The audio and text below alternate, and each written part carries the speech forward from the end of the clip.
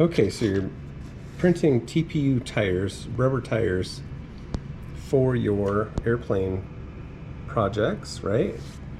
And anyhow, do I have one? No, I don't have one. Sometimes when they come out of the printer, they might have some little nubs and a real shiny appearance, maybe.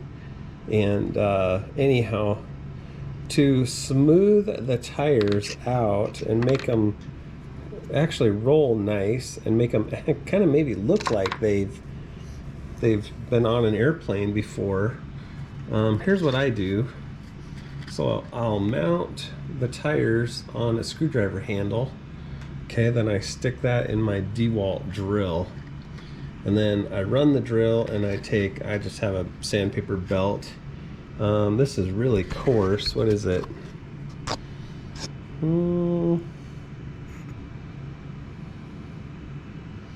Here it is. So this is a 40 grit sandpaper, and it doesn't take long. You can see where I've done a tire on it. It's got a black spot on it. But I just run the drill and I hold the sandpaper against the tire. Okay, I can't do it with one hand, and I'm actually gonna 3D print a tripod for my, but I just run the tire on the drill, hold the sandpaper on it. So I do the tread and then I tip it this way, and I do the sidewalls also. And it just takes, I don't know, it just takes some of that material off of the tires, and it gives them a real tire look. I mean, they look like a tire that's been on the runway, you know, or a road surface. So yeah, so there you go. Here's a rim. Let's see, I stole this rim from an automotive project on Thingiverse, because the Eclipson rims are just flat on both sides, and they're really ugly.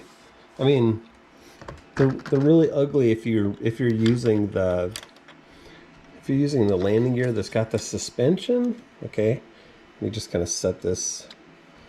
Okay, so this is like the main gear, and I guess I just like a tire that, so this will have an axle that goes through it.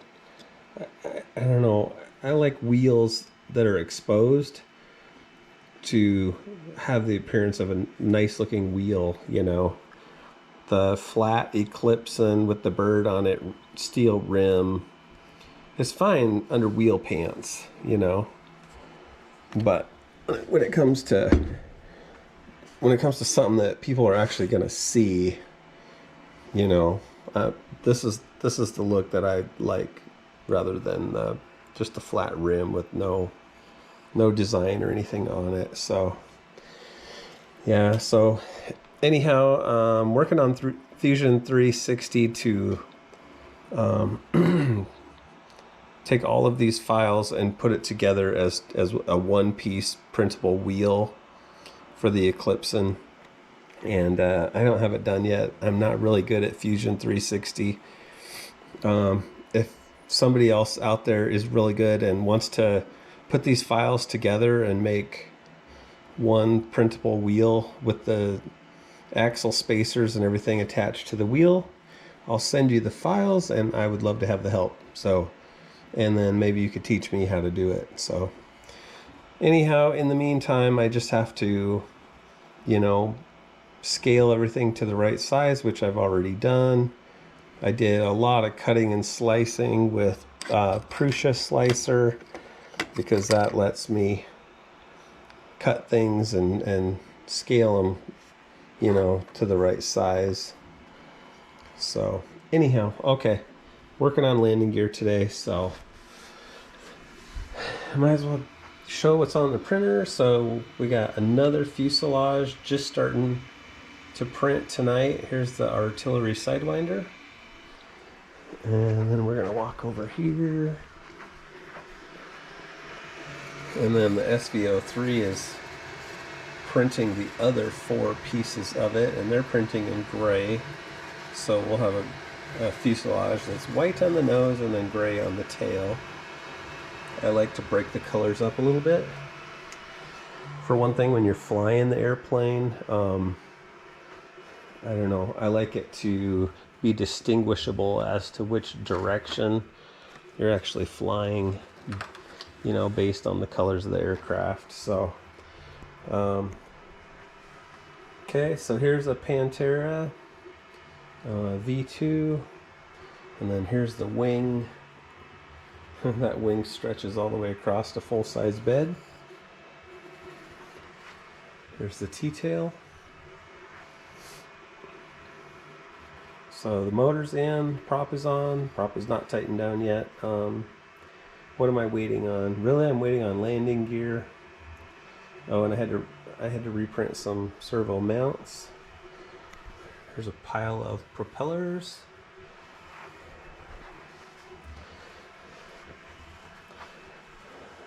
So these are my own version of the wing servo mounts, printed in PETG and printed a lot heavier than what the Eclipson ones are. So flimsy, a lot of times they break. The servos actually break out of them before I even get them up in the air. So anyhow, these are heavy duty. This design is on Thingiverse. So just look up Pantera servo holders and you'll find my design there. Okay, I think that about covers today. What do we have? What else that we could talk about? So the P-47 Thunderbolt, here's the wing. The fuselage is right here, and it is just waiting on me to print a new motor mount for it, for the motor that I'm going to use. And then we have an Eclipson Model Z, and that, of course, that is the one that let's see what happened to it. It was in my garage, and it fell off of a shelf and broke the wing. So one Eclipson Z with a broken wing. So that will get reprinted, and we'll get that one fixed, and we'll get it listed for sale. So, and then just a reminder to you guys that all of these airplanes are for sale, and our prices are very competitive with what other people out there are charging. So if you see some of these for sale on the internet, you can bet our pricing is going to be very close to it.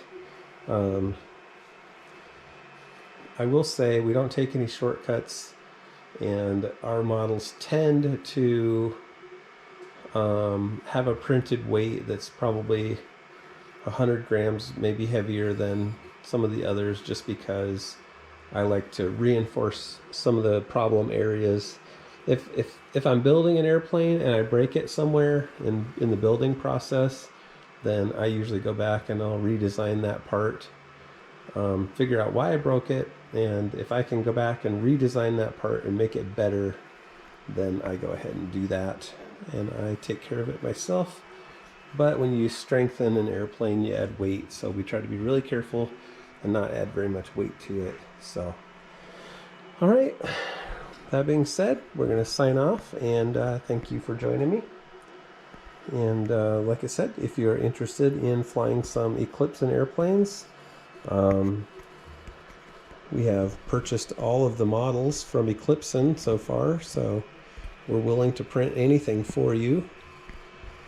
So we really appreciate you taking the time to watch us. So thanks, you guys, and have a great night. See you soon.